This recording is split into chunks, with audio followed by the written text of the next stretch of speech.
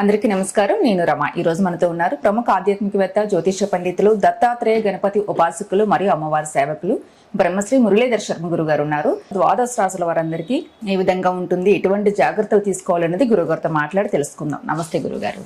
మహాదేవ శ్రీమాత్రే నమః. ద్వాదశ రాశుల వారందరికీ కూడా ఏ విధంగా ఉంటుంది, ఎటువంటి జాగ్రత్తలు తీసుకోవాలనేది తెలియజేయండి. ముందుగా ఈ నెల గ్రహస్థితి ఏ విధంగా ఉంది గురుగారు? తప్పకుండా అమ్మా. అందరిలాగా అందరి లెక్క అనేటువంటిది ఉండదు. నేను ఒకటే చెప్తున్నాను, నన్ను కలవక ముందు నన్ను కలిసిన తర్వాత అనేటువంటిది ఇది ఒక బ్రాండ్. అది నన్ను కలవాలి అంటే వాళ్ళ అదృష్టవంతులై ఉండాలి. అది ఖచ్చితంగా నేను చెప్తున్నాను. ఎందుకంటే ఏదో బాగా లేనిది బాగుంది అని చెప్పడం, బాగున్నది బాగా లేనిది అని చెప్పడం నాకు అనవసరము. సో వాస్తవానికి దగ్గరగా చెప్తాను అంతే. సో నిన్న కూడా డైరెక్ట్ అపాయింట్మెంట్ ఆయన తను వచ్చి తను ఎంత షాక్ అయిందంటే తన జీవితంలో జరిగినటువంటి సంఘటనతో సహా తనకు పోలీస్ కేసు అయినటువంటి విషయం కానీ, తనకు జరుగుతున్నటువంటి సిచ్యువేషన్ కానీ, గత కొన్ని రోజుల నుంచి ఏ విధంగా ఉందనేటువంటి విషయం కానీ ప్రతిదీ పిన్ టు పిన్ ఆయన చెప్పకముందే నేను చెప్పే వరకు ఆయన పూర్తి షాక్ అయిపోయాడు ఆయన. సో మన దగ్గరకు వచ్చే అపాయింట్మెంట్స్ అందరూ అలానే 100% అది వారి అదృష్టవంతులు. అంతే. నన్ను కలవక ముందు నన్ను కలిసిన తర్వాత అనేటువంటిది వట్టి విషయం కాదు. మరి ఆంగ్ల సంవత్సరానికి సంబంధించి మిగిలినటువంటి 6 నెలలు ఉన్నవి. August, September, October, November, December. ఈ 6 నెలలు కూడా కంప్లీట్ గా కూడా మనకు రాహు పరిపాలించేటువంటి పరిస్థితి, గురువు పరిపాలించేటువంటి పరిస్థితి. గురువు ఆగస్టు 4వ తారీఖు రోజు నాడు మనకు పుష్యమి నక్షత్రానికి రావడం ద్వారా ఎవరికైతే బాగా లేవు, ఇబ్బందులు ఉన్నాయో అప్పటి నుంచి అద్భుతమైనటువంటి ఫలితాలు ఉంటవి. వెళ్తున్నాడు 24వ తారీఖు. వక్ర దృష్టి, తను ఉన్నటువంటి మీనం నుండి కుంభాన్ని చూస్తున్నాడు. అదేవిధంగా ఈ శనైశ్వరునికి ఒక సపరేట్ దృష్టి ఉంటుంది, అంటే ఎక్స్ట్రా లుక్స్ 1, 3, 7, 10 ఈ లుక్స్ అన్ని చూస్తాడు బ్యాక్ సైడ్ వక్ర దృష్టి ద్వారా. ఇక అదేవిధంగా గురుడు, సూర్యుడు కలవబోతున్నారు. ఈ శుక్రగ్రహము పోయి కేతుతో కలుస్తున్నది. సో అదేవిధంగా బుధుడు కూడా వక్ర దృష్టికి వెళ్తున్నాడు. కర్కాటకంలో ఉన్న బుధగ్రహము ఈ యొక్క మిథునాన్ని వక్ర దృష్టితో చూడడం ద్వారా మరి ద్వాదశ రాశులలో ఎవరికి ఏ విధంగా ఉండబోతున్నది, ముఖ్యంగా భారతదేశానికి సంబంధించి పెను సంచలనాలు ఉండబోతున్నవి. భూకంపాలు కావచ్చును, తుఫాన్లు కావచ్చును, భారీ వరదలు కావచ్చును, కొండ చర్యలు విరిగేటువంటి పరిస్థితులు కావచ్చును.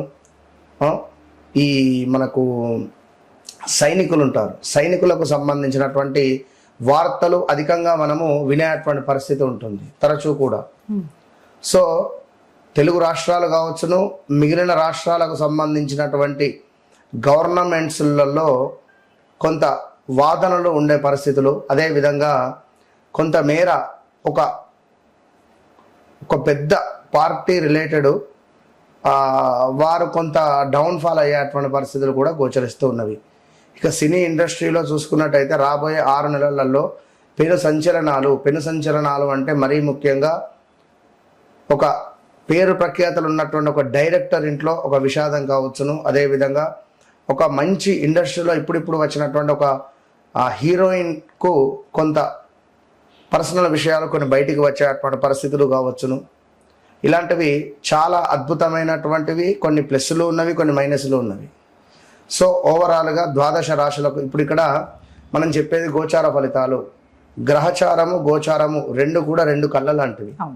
సో మేషము నుండి మీనం వరకు కూడా మరి ఈ యొక్క రాశులలో నేను చెప్పేటువంటిది ఒకటే విషయము, మీ వ్యక్తిగత జాతక రీత్యా నడిచే దశ అంతర్దశలు ఏ విధంగా ఉన్నాయి అనేది చూయించుకుండి దానికి సంబంధించి ఏ సమయంలో మీకు ఏ పని అవుతుంది, ఏ సమయంలో ఏ పని కాదు. ఇప్పుడు నేను జాబ్ ట్రై చేస్తున్నా, ఇది ఇంకా రావట్లేదు, నేను పలానా వివాహ ప్రయత్నాలలో ఉన్నా, నాకు ఇంకా సెట్ అవుతలేదు, విదేశీ ప్రయత్నాలలో ఉన్నా, నాకు ఇబ్బంది అవుతుంది, అసలు వీసా ఇవన్నిటికి సంబంధించి అసలు మీరు ఎప్పుడు చేసుకోవాలి, ఏది కరెక్ట్ టైం, ఇది అసలు మీరు కరెక్ట్ టైంలో చేస్తున్నారా లేదా, అసలు వస్తుందా రాదా, వస్తే ఎప్పుడు వస్తుంది, 10ంటికి బస్సు ఉంది, నేను మబ్బులో 5ంటికే పోయి కూర్చుంటే ఎట్లా, 1 గంట ముందు వెళ్తే సరిపోతుంది అనే విషయాన్ని నేను మీకు క్లారిటీ ఇచ్చి ఖచ్చితంగా మీకు ఏదైతే పని కావాలో 41 నుంచి 3 నెలల లోపు అది మీకు మీరే మీ ఇంట్లో చేసుకునే విధంగా అద్భుతమైనటువంటి రెమెడీస్తో. అందుకే చెప్తా, నన్ను కలవక ముందు నన్ను కలిసిన తర్వాత అనేటువంటిది మీరు ఆర్డినరీ మనుషులు కావాల్సిన ఎక్స్ట్రాడినరీ మనుషులుగా తీర్చిదిద్దేటువంటి బాధ్యత నాది. లైఫ్ టర్న్ అవుతుంది. ఇది నేను చెప్పేటువంటి మాట కాదు, సాక్షాత్ అమ్మవారు చెప్పినటువంటి మాటగా మీరు పరిగణనలోకి తీసుకొని ఎవరైతే నన్ను కలుస్తున్నారో వారు అదృష్టవంతులు. అది మీకు తెలుసు. మన ఛానల్ నుంచి ఎన్ని కాల్స్ వస్తున్నాయో, డైరెక్ట్ అపాయింట్మెంట్స్ కానీ హ్యాపీ ఇన్నరా కనుక. సో ద్వాదశ రాశులకు సంబంధించి మరి ఎట్లా ఉండబోతోంది ఏంది అనేటువంటి విషయాలను తెలుసుకునే ప్రయత్నం చేద్దాం. మీనరాశి వారందరికీ ఏ విధంగా ఉంది, ఎటువంటి జాగ్రత్తలు తీసుకోవాలి? తప్పకుండా అమ్మా. మీనరాశి అనగానే ఎదుటి వ్యక్తి మనసులో ఏదున్నది అనేటువంటి విషయాలను అధికంగా కూడా తెలుసుకోవాలి అని అనుకునేటువంటి ప్రయత్నం ఎక్కువగా చేస్తుంటారు.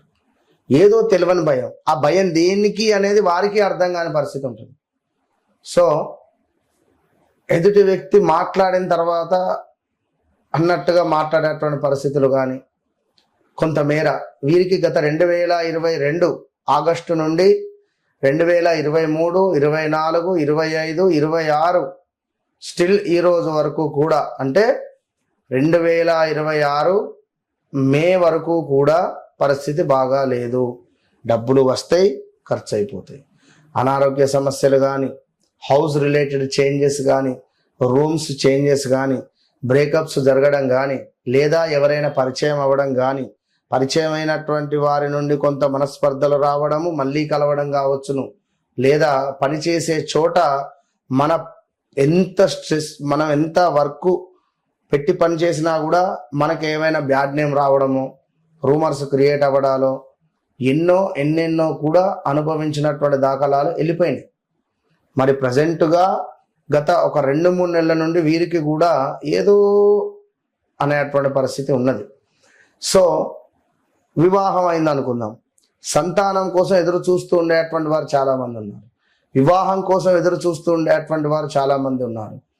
సో 2026 ఈ యొక్క జూన్ 2వ తారీఖు నుండి June, July, August, September, October, November ఈ 5-6 నెలలలో వీరు వివాహం చేసుకోవాలన్నా, సంతానం కావాలి అని అనుకున్నా, ఎవరైనా IVF వెళ్ళాలి, మన పిల్లల సంతాన సాఫల్య కేంద్రాలకు వెళ్తారు, అలా వెళ్ళాలి అని అనుకునేటువంటి వారున్నా వీరందరికీ కూడా ఇది ఎంతో శుభము. శుభకార్యాలకు ఈ 6 నెలలు చాలా అనుకూలంగా ఉన్నది. ఇక వారి వ్యక్తిగత జాతకరీత్యా ఏవైనా పాపగ్రహాలు, సూర్యుడో లేదా శనైశ్వరుడో, రాహుకేతువులకు సంబంధించినటువంటి దశ అంతర్దశలు నడిస్తే మాత్రము కొన్ని ఇబ్బందులు ఫేస్ చేసే పరిస్థితి ఉంటుంది. అది వ్యక్తిగత జాతకాన్ని చెక్ చేయాలి, చేస్తే మాత్రం బాగుంటుంది. సో ఓవరాల్ గా, ఎందుకంటే ఉపకారం చేస్తే కూడా వీరికి అపకారమే ఎదురైతూ ఉన్నది గత కొన్ని ఏళ్ల నుంచి కూడా, ఖచ్చితంగా కూడా. సో మీనరాశి, ఎందుకంటే అన్ని బాగానే ఉంటాయి, కానీ ఎందుకు నా జీవితంలో ఇలా జరుగుతుంది? దైవ భక్తి కానీ భగవంతుని అనుగ్రహం ఉన్నప్పటికీ కూడా కొన్ని పరీక్షలు ఎదురవుతుంటాయి. సో ఇట్టి తరుణంలో తప్పకుండా కూడా వ్యక్తిగత జాతకాలను చెక్ చేసుకోవాల్సిందిగా నా యొక్క మాట. సో జీవితంలో ఒక పెద్ద మార్పులకు శ్రీకారం అని చెప్పుకోవచ్చును. రాబోయే రోజులలో వ్యక్తిత్వ వికాసం కావచ్చును, అదేవిధంగా కర్మ ఫలితాలు ఏవైతే ఉన్నాయో ప్రత్యక్షంగా కూడా అనుభవించేటువంటి కాలం. మనం మంచి చేస్తే మంచి, చెడు చేస్తే చెడు అనేది గమనించుకోవాలి. సంతాన, విద్య, ప్రేమ వ్యవహారాలలో అనుకూలంగా ఉందని చెప్పుకోవచ్చును. పెట్టుబడులలో కొంత వివేకంతో ముందుకు వెళ్ళాలి. తొందరపడి డబ్బులు ఇన్వెస్ట్మెంట్ చేస్తే మాత్రం లాస్ అయ్యే పరిస్థితి ఉంటుంది. అదేవిధంగా కుటుంబము, ఆస్తి వ్యవహారాలకు సంబంధించి కొన్ని పాత సమస్యలు ఏవైతే ఉన్నాయో అవి పరిష్కారం వైపుగా వచ్చే పరిస్థితి ఉంది. గృహంలో మార్పులు కానీ, చేర్పులు కానీ చేయాలి అని అనుకునేటువంటి ఆలోచనలు కూడా కనబడుతున్నాయి. సో ఓవరాల్గా మీనరాశి వారికి అయితే అంటే బాగుంది, అంటే ఒక 5-6 నెలలు బాగా లేని సందర్భాలు చూశారు.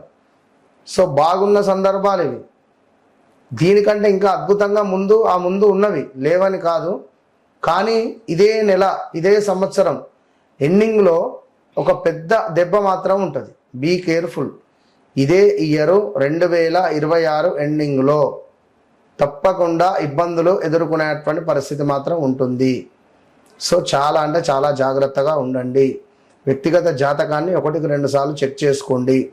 జీవితంలో జరిగింది, జరుగుతుంది, జరగబోయేది నన్ను కలవక ముందు నన్ను కలిసిన తర్వాత అనేటువంటిది నేను ఊరికే చెప్పట్లేదు, అది అమ్మవారు పలికించినటువంటి మాట కనుక అదే సమాధానం చెప్తుంది.